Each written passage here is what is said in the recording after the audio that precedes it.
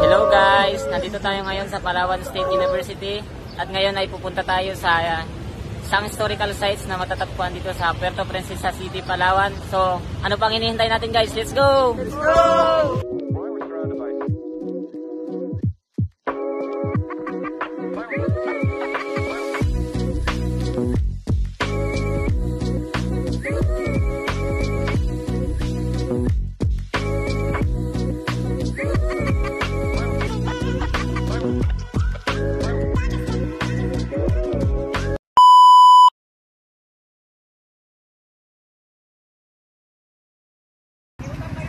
Bakit?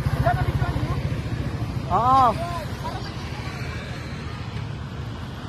Paano sila nakalasot?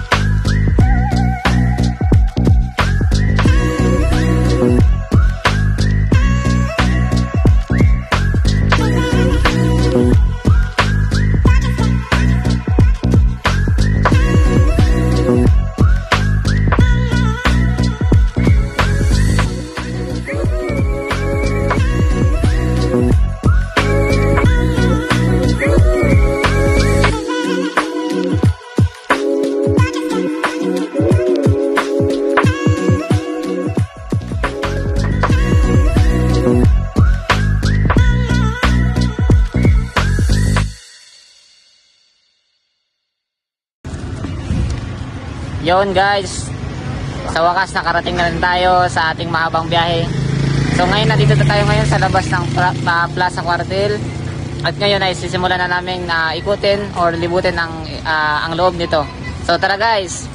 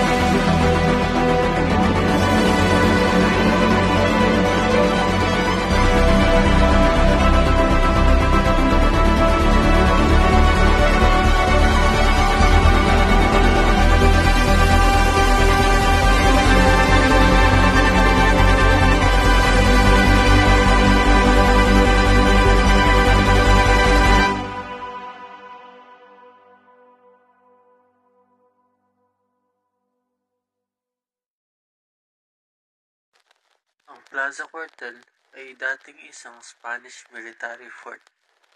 Noong panahon ng digmaan, ginamit ito bilang kampo ng mga sundalong Hapon. Isa sa mga pinakamahalagang pangyayari dito ay noong December 14, 1944. Mahigit 150 mga sundalong Amerikano ang ikinulong at naging biktima ng isang masaklap na pagpatay. Narito ang isang monumento na inaalay para sa mga nasawi.